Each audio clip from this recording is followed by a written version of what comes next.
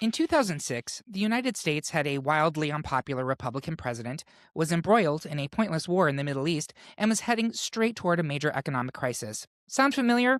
But at least 20 years ago, we had some amazing music to make those terrible times at least somewhat more enjoyable. So join us as the great pop culture debate goes back 20 years and attempts to name the best song of 2006. These days, I am in fact loosening up my buttons, but that's because of my expanding waistline. And I'm not frontin'. I'm your host, Eric Resniak. Please welcome my panelists for this episode, a bunch of real pussycats. First up in 2006, did she call in an embarrassing number of times to vote for Taylor Hicks on American Idol? Yes.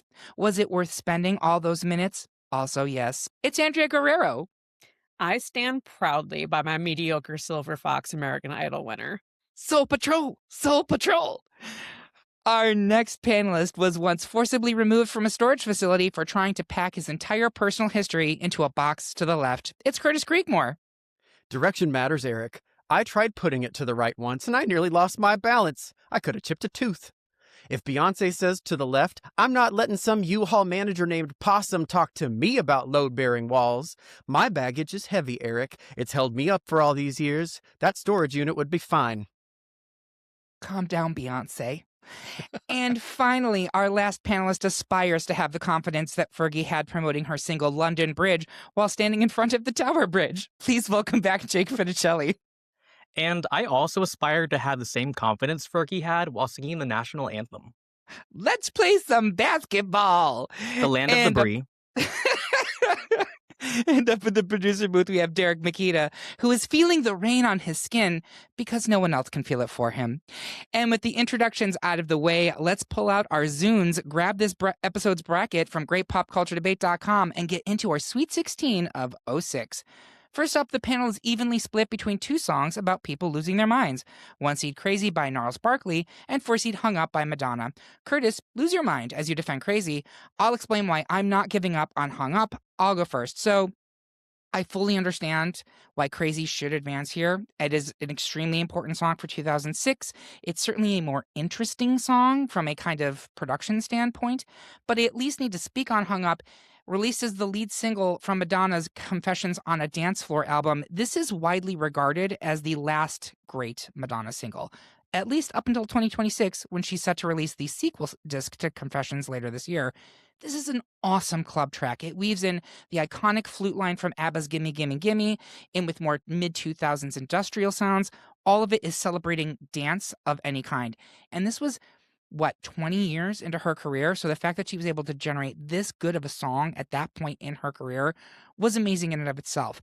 But it's up against Crazy. So Curtis, talk to us about Gnarles Barkley.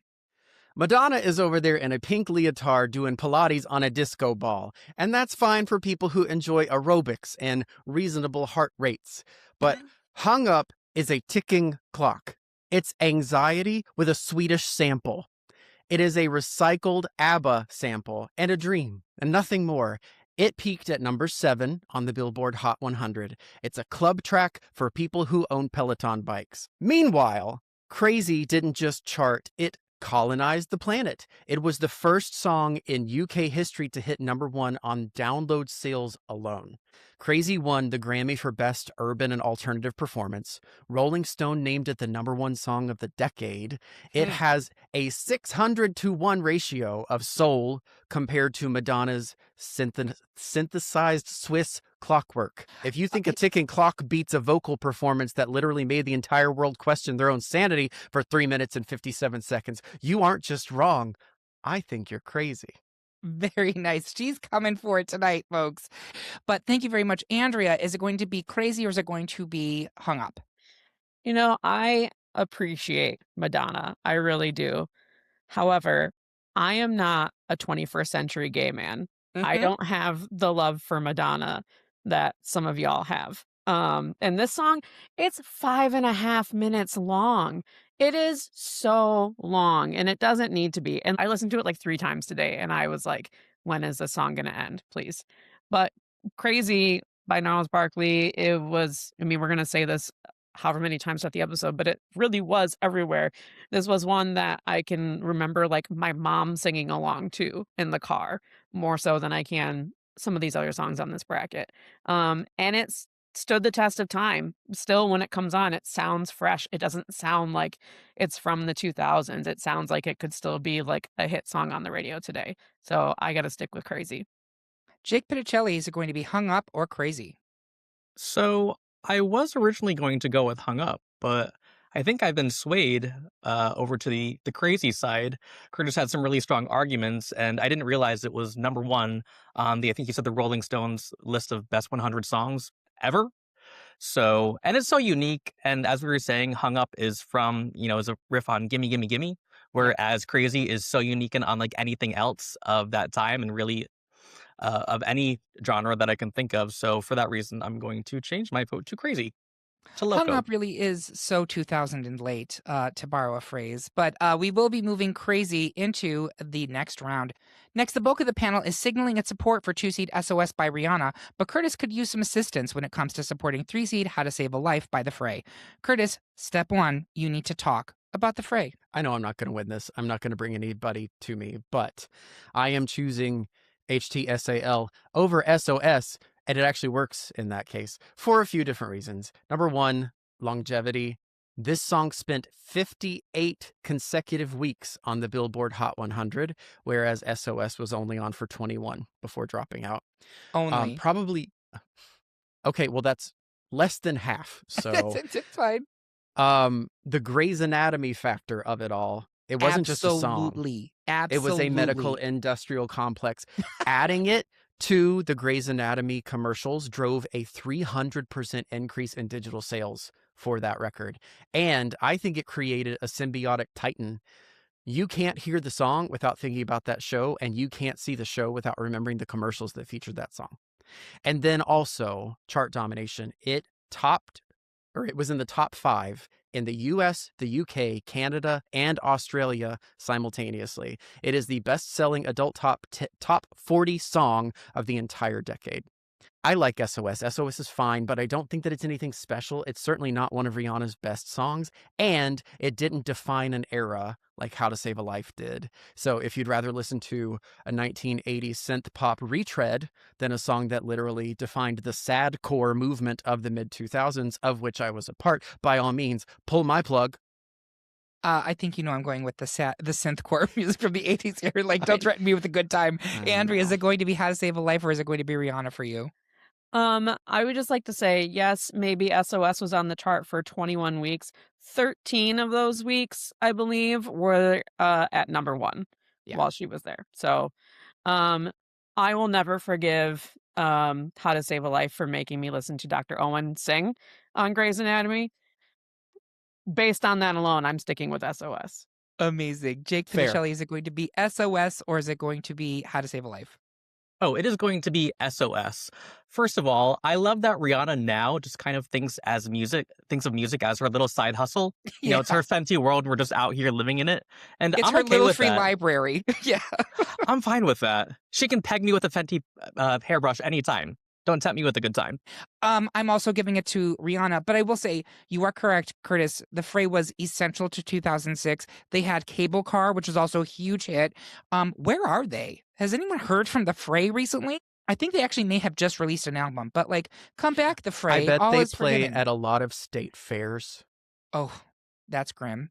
But all right, we will move SOS by Rihanna into round 2. Next, in a unanimous decision, the panel has elected to give a clean sweep to 1-seed Rehab by Amy Winehouse, which means it was Stop Stop for 4-seed Dance Dance by Fall Out Boy. With that being said, Rehab will continue into round 2. Next, I'll be honest, 2-seed Hips Don't Lie by Shakira featuring Wyclef Jean currently has the votes, while I Don't Want to Hate On 3-seed Pump It by Black Eyed Peas. I'll explain why I'm definite. BEP, I'll be repping it. The Black Eyed Peas were a moment in time. We can all agree with this. We now 20 years separated. There is no other time that the Black Eyed Peas could have existed or should have existed. And there is no other time when one of their stupidest songs, and that bar is under the ground, could have possibly existed. And I love this song for that reason. The lyrics are as plentiful as they are idiotic. They say nothing. It's basically just 3 minutes and 33 seconds of the band bragging about how great it is, but not actually being clear about why it's the best. They just want to get louder. And yet, it's outrageously catchy, as so many of the Peas songs are. terrible songs, but you can't resist them. Also, as we record this, RuPaul's Drag Race Season 18 is airing, and contestant Jane Doan's manifesto around the Black Eyed Peas' boom, boom, pow is still fresh in my mind, so attention must be paid. Attention must be paid. But that being said, have I swayed you? Jake Pitticelli, are you sticking with Hips Don't Lie? I'm sticking with Shakira on this one. Curtis Creekmore, are you sticking with Hips Don't Lie? I mean, you almost got me, gal. I love the trumpet. The trumpet makes that song. The trumpet and pump it. But I'm gonna stay with Shakira. Andrea, is it going to be Shakira or is it going to be Black Eyed Peas? I think give it another 5 years and Black Eyed Peas may be up for a Rock and Roll Hall of Fame nomination, and I wouldn't be mad about it, truly. I think we're going to look back fondly on the Black Eyed Pea era. However, I am sticking with Hips Don't Lie. Well, peas are high in fiber. And so at least they've got that going for us. And as we get into our geriatric ages. So we will be moving Hips Don't Lie and, replacement hips do. But we'll be moving Shakira and Hips Don't Lie into round 2. Next, I'm again on the outs as the bulk of the panel is pointing the finger at 4-seed Because of You by Kelly Clarkson. But I say I'm a big boy and can't agree. So I prefer 1-seed Buttons by the Pussycat Dolls. I'll explain why I'm still down with PCD. So the Pussycat Dolls, a.k.a. Nicole Scherzinger and friends, were also very much of the time, right, in the mid-2000s. And I think this is one of their more successful tracks. It's sexy. It has that Middle Eastern vibe going on. I'm confident it was a big hit in strip clubs at the time, and I consider that a point in its favor. The only downside to me with this song is that its follow-up single, I Don't Need a Man, is a much better song, though it is far less popular. Because of You is beautiful, but I wouldn't even put it in my top 10 Kelly Clarkson songs. Sorry, don't at me. Speaking of which, we're working on the best Kelly Clarkson song episode, so look for that next season. Have I shifted anyone? Curtis Creekmore. Kelly Clarkson superfan, Curtis Creekmore. That I almost introduced you as such, yes. No, I do love Buttons. I think this is a shitty matchup. I would probably go with Buttons with most other music, but I love Kelly, and we have so few ballads in this 16 that I don't think that should necessarily be a reason why it goes forward, but it's a really good ballad, so I'm going to keep it in. Andrea, is it going to be Buttons or Because of You? I, on the other hand, hate Buttons. So I'm sticking with Because of You, Kelly Clarkson. Are you more of a Snaps girl? Is that what's going on here? I just don't. The Pussycat Dolls were not my thing. Like, to be completely honest, they were just never on my radar. Got it. Jake Pitticelli, is it going to be Buttons or is it going to be Because of You? I love the Pussycat Dolls. I think Nicole Cheeseburger is a great singer. But my favorite PCD song is I Hate This Part. So if that were on the bracket, I think I would change my mind. But I'm definitely sticking with Kelly Clarkson on this one. We are going to be moving Because of You into the next round. Next, it's another unanimous decision as 2-seed I Write Sins Not Tragedies by Panic at the Disco is closing the goddamn door on 3-seed Put Your Records On by Corinne Bailey Ray, also known as the unofficial soundtrack to every Starbucks to this day. Did anyone want to speak on records? I can if nobody else wants to. I will say, I think in a weird way, this song presaged the kind of vibe that is now so prevalent in girly pop, like the kind of quavering, soft, lilting vocal. That was not a thing that was super popular prior to this song. And Corinne Bailey Ray only had the one big hit, but boy, it really was omnipresent. She is a true one-hit wonder. You were going to say something, Curtis? Corinne and Colby Calais, I think, are in the same vein for me. And I saw it on Instagram called Cursive Singing, where they sound like this. I mean, that sounded like, I don't know. I don't even know. Drunk but that singing, but yes. That's that. And it is not for me. Do you guys remember that Vine of the guy making fun of cursive singing?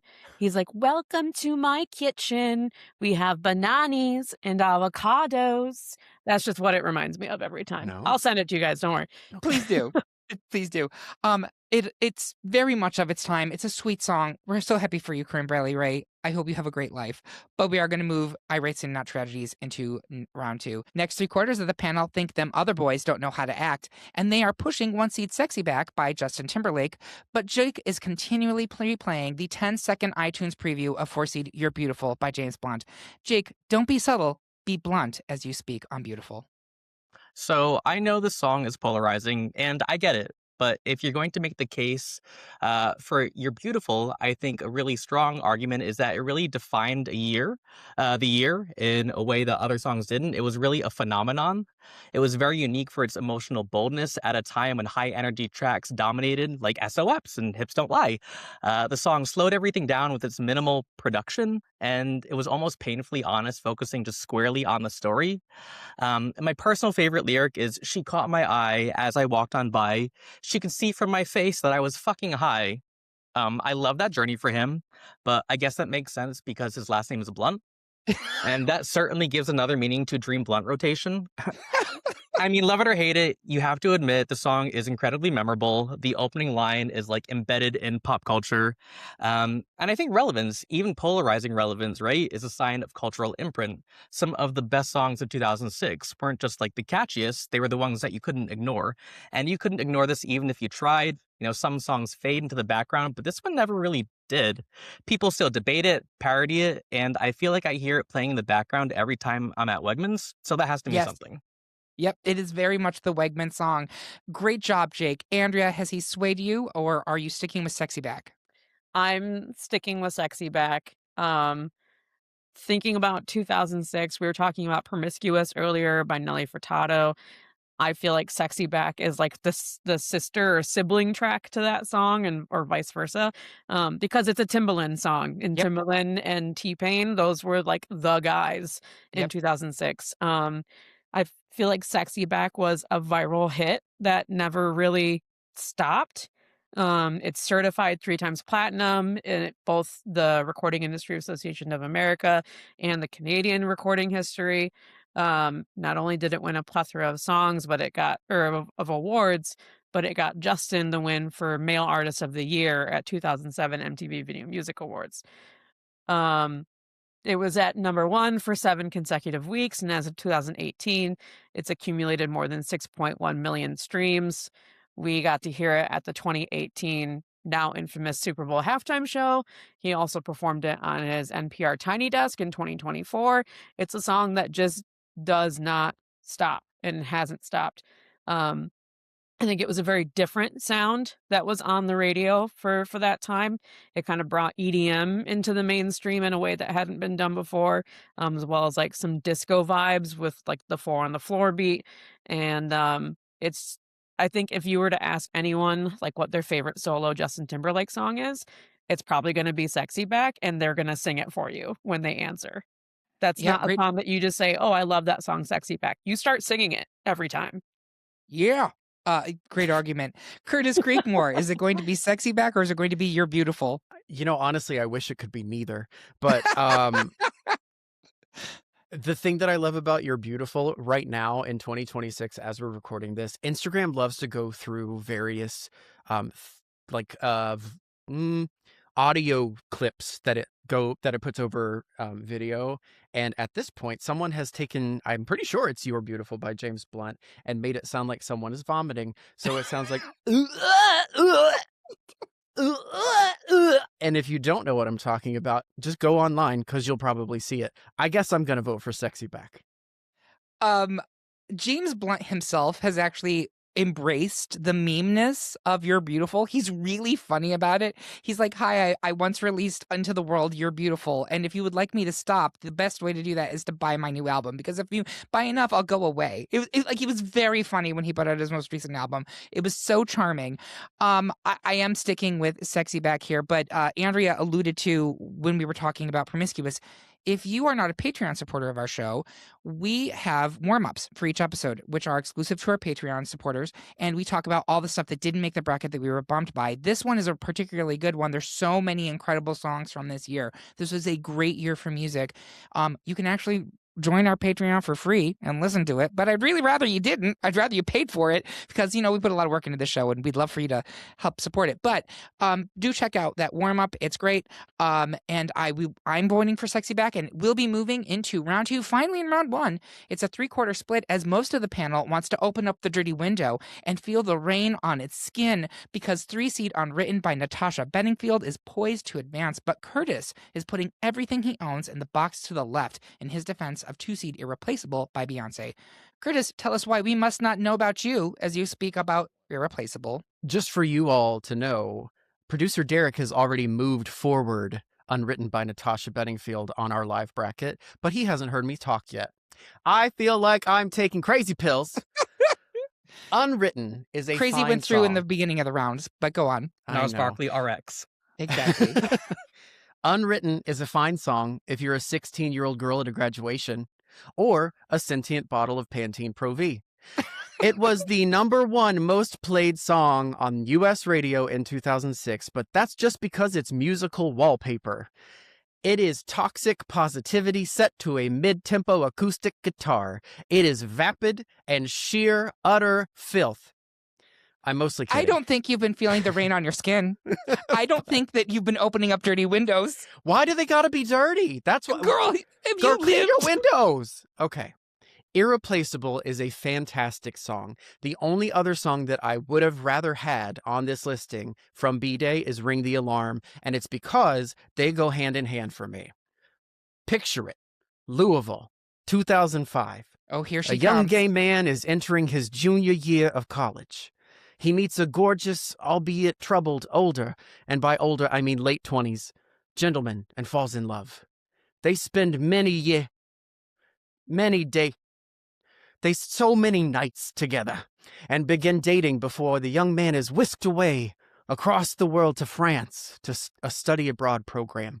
In 2006, we didn't have smartphones or even our own computers. We had iPod shuffles and shared computer labs.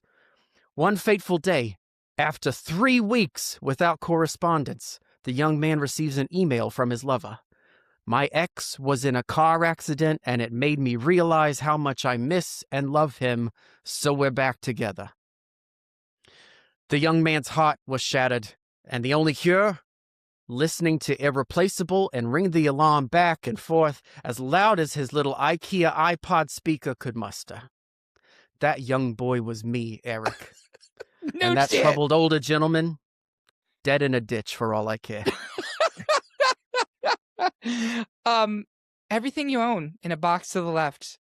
Yeah. I would scream cry that song. My God, we were together for maybe 2 months. I was so dramatic. This is very authentically an early 2000s gay man moment. That what you just heard, this journey that we were just taken on, that's real life. Thank you so much, Curtis. That was incredible. Jake Pitticelli, has he swayed you, or are you feeling the rain on your skin? Are you with him on Unwritten? Yeah, Curtis made some really great arguments, but I'm going to stick with Unwritten. So plenty of songs defined the 2006 sound, but I feel like Unwritten defined its feeling. It was the soundtrack for stepping into something new, like a new school, a new job, a new phase of your life.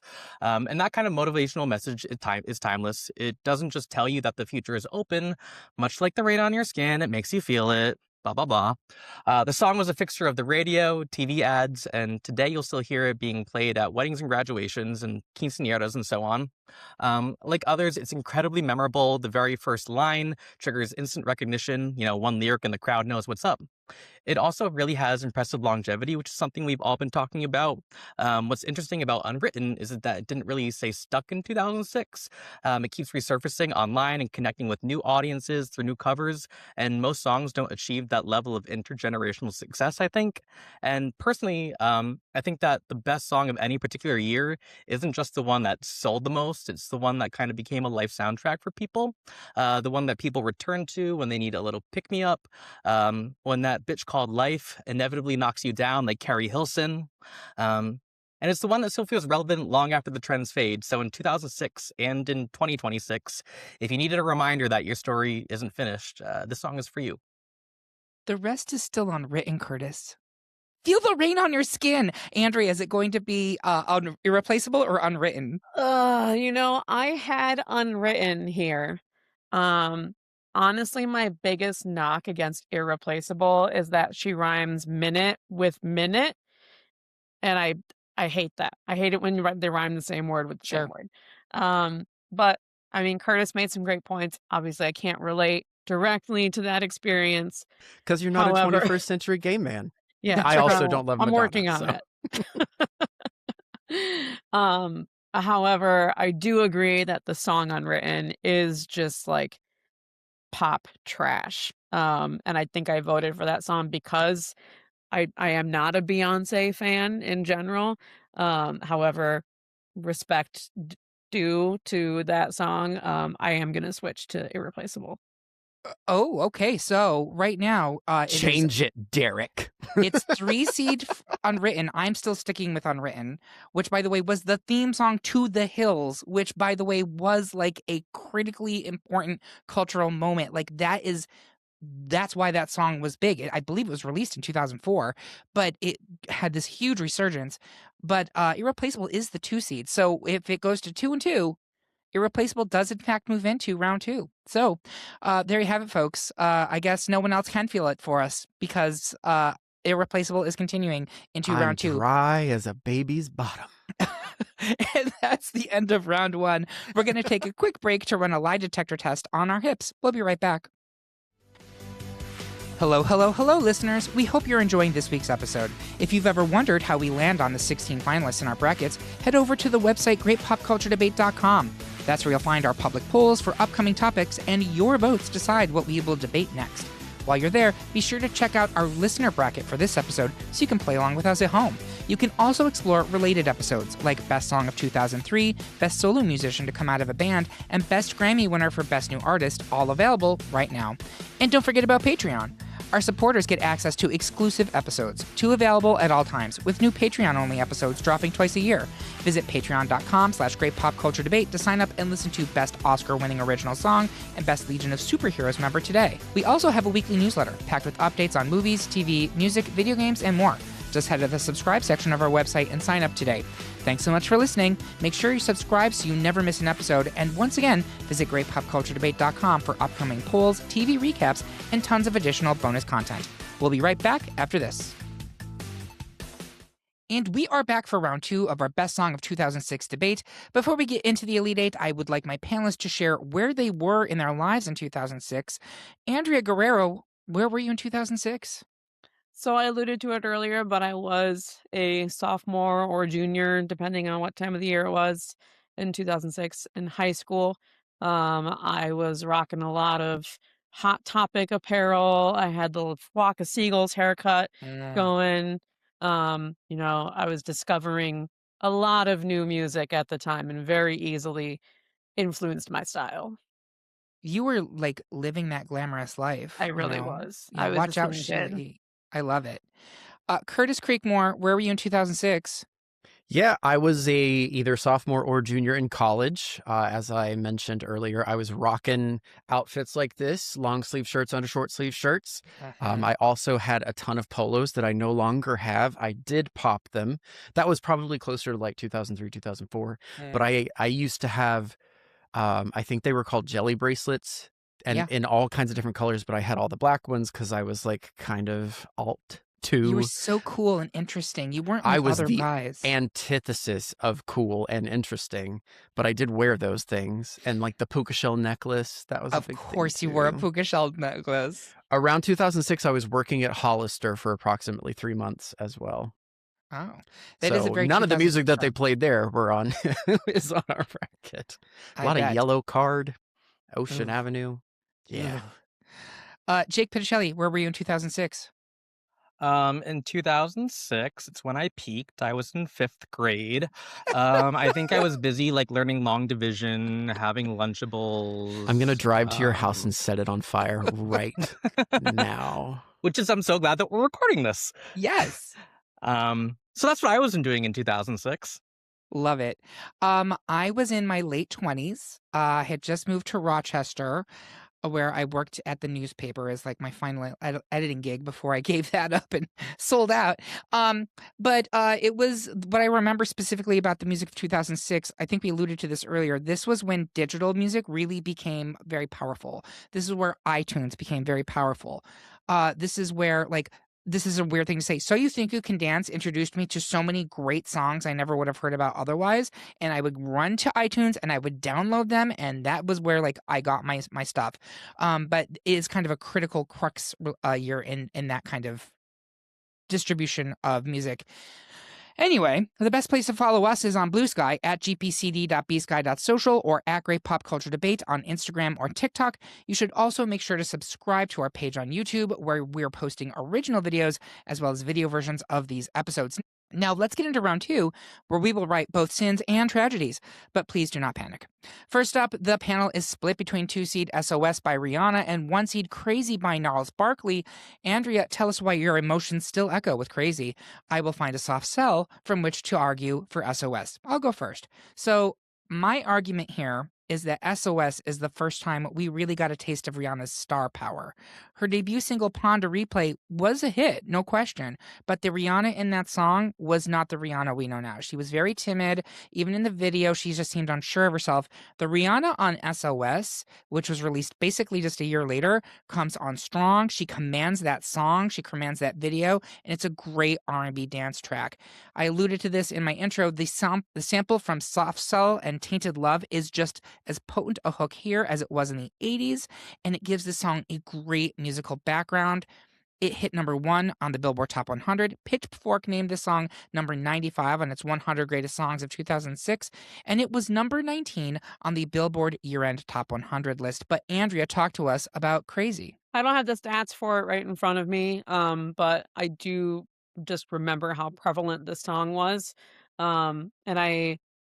This was also the launch of CeeLo Green's career. Gnarles Barkley is a duo. It's not just one person.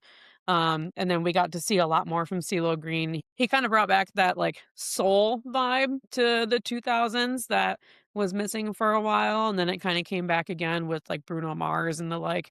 But CeeLo Green and Gnarles Barkley as a duo just like were the platform for bringing that sort of vibe back into radio play. And this was another like just scream sing-along song, which I think there's a lot of on this bracket. But this one in particular, if this song is on at a wedding or it comes on at a party or something, everyone is singing along to it. And I think it's more of an earworm than SOS is. We've kind of talked about it, but SOS is not Rihanna's best song. It's a good song, but I don't think it's her best song. Whereas with Gnarles Barkley, I can listen to that song a few times probably before I get tired of it. All right, Curtis, is it going to be Crazy or is it going to be SOS? I'm gonna clarify what I said earlier about Rolling Stone. They listed Gnarles Barkley's Crazy as the number 1 song of the 2000s. So not of all time, but of the decade of the 2000s. It was, and then in the top 500 songs of all time. I'm gonna stay with it for everything that I said earlier. SOS is a fine song, but I think Crazy is better. Jake Petticelli, is it going to be SOS or Crazy for you? Yeah, so I definitely hear the arguments from the music critics, but I'm not a music critic. I'm just an opinionated cunt. For that reason, I'm sticking with SOS because it's just the song I personally listen to more often.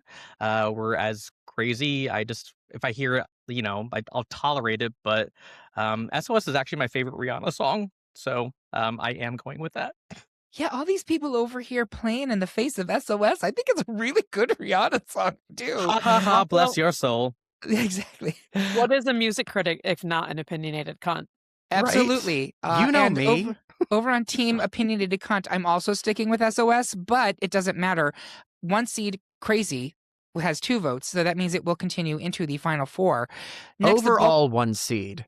Overall, by the way, it was everybody who took this poll. This is the highest rated song on this list. That's correct. Next, the bulk of the panel is making the sobering decision to move forward 1-seed Rehab by Amy Winehouse, but Jake will go mad if we don't shimmy back to support 2-seed Hips Don't Lie by Shakira featuring Wyclef Jean. Curtis, tell us why you keep a bottle handy at the thought of losing Rehab in our bracket.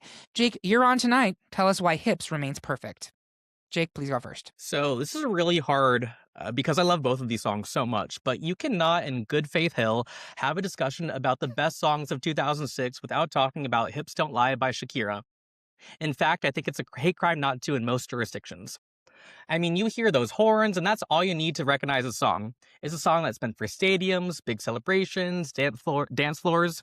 It wasn't just a hit. It was a global juggernaut that dominated the charts, instantly becoming number 1 across countries and continents. And very few songs have reached that level of worldwide impact. But I actually think that's something that Shakira is a master of, having that global impact. For example, the intentional choice to feature Wyclef Jean and the song added another international layer. I'm also thinking of her song Waka Waka, this time for Africa, being the anthem for the World Cup. And it wasn't just popular. I mean, it really changed the sound of mainstream radio and kind of helped normalize Latin rhythms in the US pop scene. And in a way, I think it was kind of futuristic. I mean, here we are today with Bad Bunny winning Album of the Year at the Grammys, so muy bueno bonito. And again, like we've saying a lot of these songs, it has longevity. Drop this song anywhere and people move. There's no explanation needed. It's that kind of automatic reaction that's only reserved for great songs. And Hips Don't Lie is not just that. It's not just a great song. It didn't just define 2006. It dominated it, and its cultural impacts are still being felt today, 20 years later. Awesome argument. Andrea, is it going to be Hips Don't Lie or is it going to be Rehab? Oh, wait. I have a rattle to the rebuttal. Okay, please, by all means, go for it, Curtis. Well, you told me to prepare it, so I did. Amy Winehouse did not just chart with Rehab. She cleaned house. Rehab won 3 Grammys. It won Record of the Year, it won Song of the Year, and it won Best Female Pop Vocal Performance. Shakira got a nomination for Best Pop Collaboration and lost. Additionally, before we had Adele, before we had Duffy, before they were anywhere near the map, Amy took a 1960s Motown wall of sound, drug it through the mud of 21st century addiction, and made a worldwide smash. Worldwide. It hit the top 10 in over 10 countries simultaneously. Hips Don't Lie is about, I guess, sex, whatever. Rehab is about the human condition. It is about addiction. It is the highest charting song for a British female artist on the Billboard Hot 100 since 1981 at that time. Hips Don't Lie is catchy. Rehab was groundbreaking. In Hips Don't Lie, Shakira talks about half animal, half man, and that's Curtis tonight. He is feral, ladies and gentlemen. He is coming with claws and teeth. Andrea, now with yeah, you did. You warned me. He's a she-wolf in disguise. Andrea, now it's your time. Is it going to be Rehab or is it going to be Hips Don't Lie? It's gonna be Hips Don't Lie for me. Everyone on this podcast knows I love Amy Winehouse, and is Rehab groundbreaking? Sure, it's got the Motown sound. The Motown sound famously stolen from Black and brown people, but so I wouldn't know if it's groundbreaking in that regard. But Hips Don't Lie was truly just a juggernaut, as Jake mentioned earlier. It was a top song in almost every modern country at the time, except for Sweden. That was the only country where it didn't chart as high. Thanks, white people. Exactly. The Nielsen broadcast data systems says it's the most played pop song in a single week of American radio history. As of 2021, the song has sold 41 million digital copies, accrued 685 million streams, and has sold 2 million ringtones. Remember when we bought ringtones? Remember when you had to buy ringtones? Hips Don't Lie was purchased and downloaded 2 million times as a ringtone. I don't know what other barometer you want for a 2000s hit, but like that's it. That's it. You know that not all the people who had that ringtone had hips that did not lie. You know that. They were all lying. So, I actually think I initially had Rehab going pretty far, but 2 things. That was a great argument, but also Jake was completely correct when he said that Hips Don't Lie really was in many ways a precursor to a lot of the music we're hearing now 20 years later, whereas Rehab was a throwback, right? And I loved that, but even at the time I was like, this is referencing things that have been done before. Hips Don't Lie, nothing sounded like that at the time, and now things sound a lot like it, and I think that's a pretty compelling argument. Yeah, I think I'm switching it up, and I'm going to go ahead and give it to Hips Don't Lie by Shakira, which means it will move into the Final Four. Next, most of the panel will not stray too far from the sidewalk, as it prefers to advance 4-seed Because of You by Kelly Clarkson, but I'll chime in on 2-seed I Write Sins Not Tragedies by Panic at the Disco. Andrea, don't get hurt as you speak on K-Clar. I will try to show poise and rationality as I try to face these kinds of things for Panic. Andrea, please go first. So I'm definitely more of a Panic at the Disco fan than I am a Kelly Clarkson fan, but I'm still voting for Because of You. I think the song was more ubiquitous than I Write Sins, Not Tragedies. I think it's just generally more well known, which by default, does that make it the better song? I mean, who's to say? But that's another just scream along song that, like, when it comes on, everyone, especially if you're drunk, that's a great song. It's a great drunk song. Everyone's singing along to it. It's Kelly Clarkson at her vocal finest. It's the reason why she won American Idol. It's the reason why she became this like pop darling. What she showcases in that song is exactly who she is as a singer, which is a very talented vocalist. Um, and we don't. I think that's the last ballad on the bracket too. Um, which we did have a lot of in the 2000s, which aren't really reflected on this bracket. So I just think that song is more universal than I Write Sins, Not Tragedies. So my main argument for this one is that I cannot think of another song, even now, that sounds like I Write Sins, Not Tragedies. It is so unique, so interesting. I was like, how is this on the radio? It felt so Tumblr coded, and I don't even know if Tumblr existed at that point, but to me, this is like Tumblr the song. And it was aimed squarely at that millennial scene, I think it was called The Scene. But like, honestly, it's just great no matter who's listening to it. I think it works. It does have the classical instrumental parts to it, and then it goes into that incredibly driving chorus. The video is so memorable. I believe it actually won the MTV Video of the Year that year. It is just one of those songs that I think it was kind of like the torchbearer for Mr. Brightside, which happened a few years prior to this. It's rock, it's weird, it's interesting. It is a total sing-along song. So is Because of You. I just come back to, this is personal preference. The album that Because of You is on, Breakaway, there's like 5 other songs that I think are better than Because of You. And they maybe weren't singles, but like, I just can't buy in on that song. This one to me is unique. And again, it's so quintessentially 2006 in a way Because of You could have been many other years. Jake, where are you going on this one? Is it going to be Because of You or I Write Sins, Not Tragedies? Yeah, I've just never been the biggest Panic at the Disco fan. I'd much rather hyperventilate at Chili's. Yes. And I agree with you. I think the best song, in my opinion, on Breakaway is Behind Hazel Eyes. But that being said, I'm still going to stick with Kelly on this one. Curtis Creekmore, is it going to be Kelly Clarkson or is it going to be Panic at the Disco? I mean, you almost got me, Eric, but again, but you didn't. I'm going to stick with Kelly, and I'm going to save anything that I want to say for the next round. All right, so Kelly Clarkson will advance into the Final Four. Finally, in round 2, one-seed Sexy Back by Justin Timberlake is trying to keep its stuff out of any boxes associated with 2-seed Irreplaceable by Beyonce. Solo hits. Thank you very much. Solo hits by former girl/boy band leaders. I love that these two are coming together. I had no idea where this was going, so I'm just going to go around the horn. Jake, is it going to be Sexy Back or Irreplaceable? I'm sticking to the left. Irreplaceable. All right.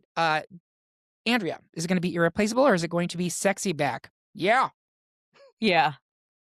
Yeah. Go ahead, be gone with it. Go ahead, go on. Yeah. Curtis, is it going to be Sexy Back or Irreplaceable? What are you going to vote? I'm going to vote for Sexy Back here, and let me tell you why. I think doing a 2006 bracket and a Timbaland song not being in the Final Four feels real wrong to me. Irreplaceable is a great song. I didn't even have it in round 2. I'm glad she's here for that. But, like, truthfully, which song was more iconic for that year? It is Sexy Back. Irreplaceable, like, all of B-Day is great. Sexy Back was a cultural moment. Like, his first solo album was well regarded. He had a couple of hits off of it. Sexy Back is when he became a solo megastar. And I think whatever your feelings on Justin Timberlake are now, and they are justified, whatever they are. Oh my God, that was a total pun. Wasn't that the name of the album? His first album was Justified. You have to give it to the man. Did he just literally copy and paste the Michael Jackson playbook? 100% he did. But did Beyonce copy and paste the Diana Ross playbook? Yes, she did. So to me, and which song do I think is actually more 2006? Sexy Back. So what are you doing, Curtis? I'm going to vote for Beyonce because it doesn't matter.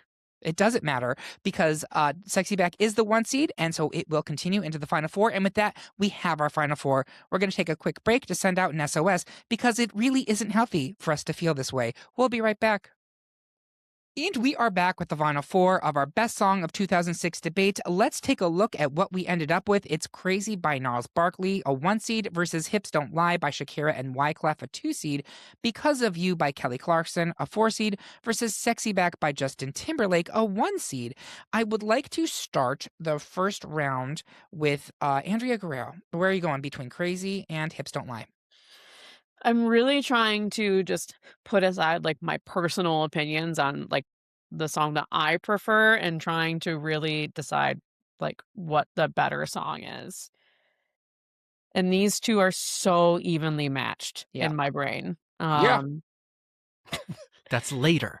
I was like, we're not even talking about that song yet.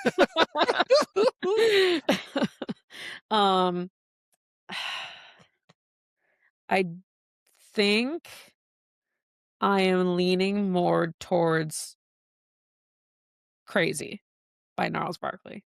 And Okay. I'm gonna go with that. Okay. Is there a reason for it, or that's just what you're feeling? That's just kind of what I'm feeling. I'm just playing the songs in my head. Both of them have iconic intros. Both of them are earworms. Both of them are different than anything that was on the radio at the time. Like they truly are pretty even contenders. Um, I think Crazy probably gets stuck in my head more than Hips Don't Lie does. Okay. Curtis Creekmore, is it going to be Crazy or Hips Don't Lie? To me, this is not as tough as a matchup. I do think Hips Don't Lie is fine. And Andrew, you schooled the hell out of me on everything that you shared about how successful the song was. But when I think about which song is, in my mind, better written, the lyrics of Crazy are above and beyond Hips Don't Lie. It's almost like poetry. And I know that sounds stupid because aren't all songs kind of poetry, but the way that it's written with like repeating yourself in the stanza in the pre-chorus, I remember when I lost my mind. Like it's just so well done. So well done. So I'm going to vote for Crazy. Jake, is it going to be Crazy or Hips Don't Lie?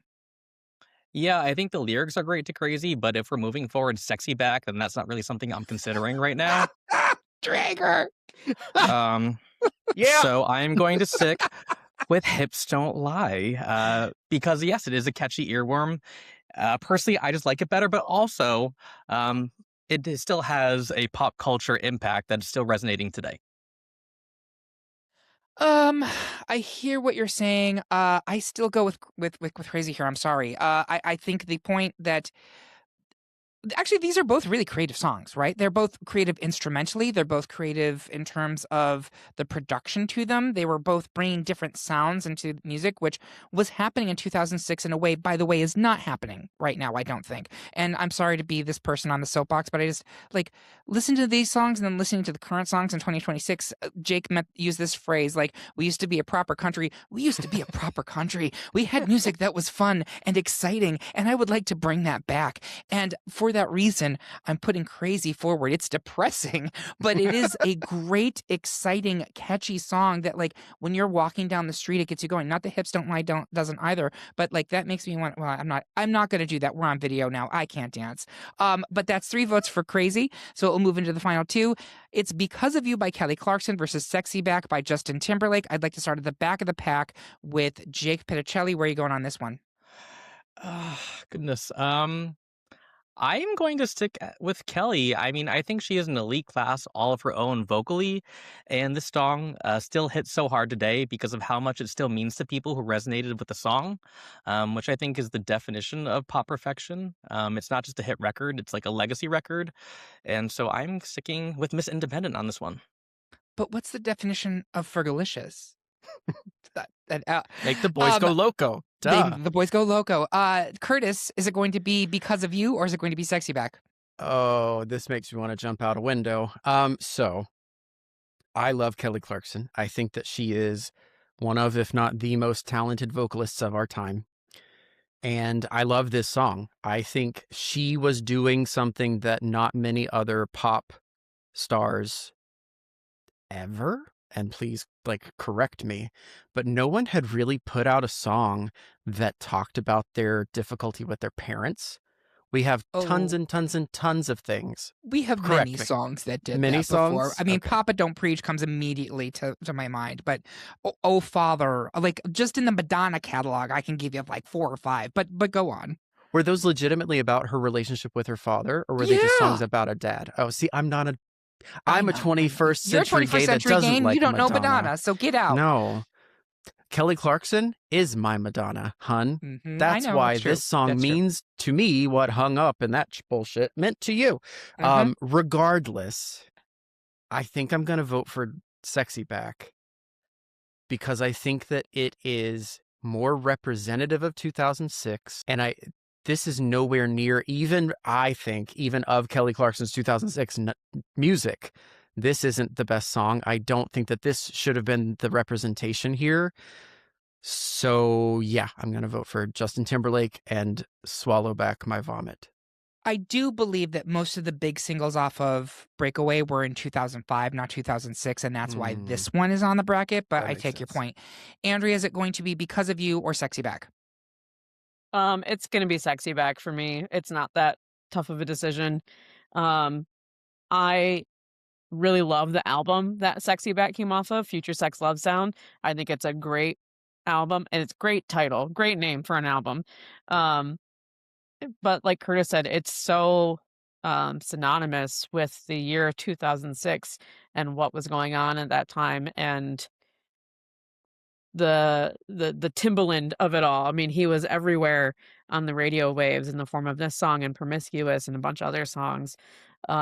But this SexyBack just screams mid-2000s to me more than Because of You. And to everyone else's point, there are better Kelly Clarkson songs.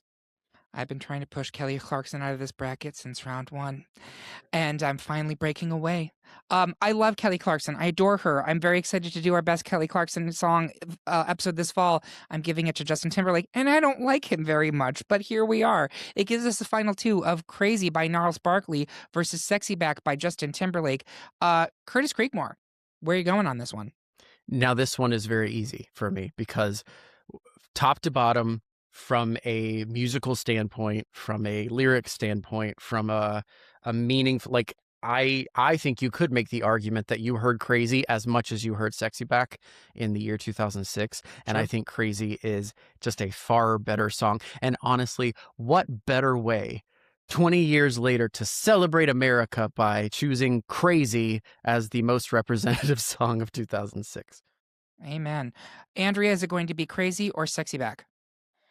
It's going to be Crazy. Easy pick between the top 2, unfortunately. I think we got down some nail biters in the top 4, but once we get down to these 2, Crazy feels to me like the obvious choice. It's been ranked so high on all these greatest songs of all time lists and of the 2000s lists.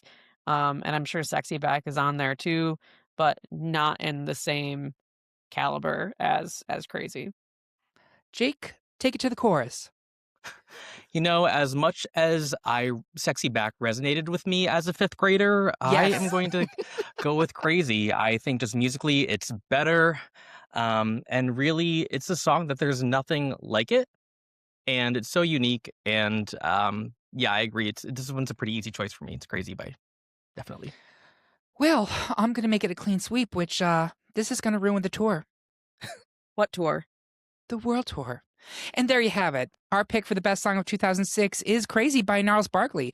Do you agree? Do you remember when we lost our minds? Tell us how you really feel by leaving a comment on this episode at greatpopculturedebate.com or find us on Blue Sky, TikTok, or Instagram. While you're there, make sure you subscribe and follow the podcast so you can hear about what new debates are coming soon, vote in open polls, and even decide which topics we tackle next. I want to say thank you to my panel. All of you are truly irreplaceable. And thank you for listening. If you loved what you heard, please consider supporting us on Patreon, where you can get even more exclusive content and you get episodes a whole day early. We hope you have a good one. And remember, everyone is entitled to their wrong opinion. Feel the rain on your skin. No one else can feel it for you. Yeah.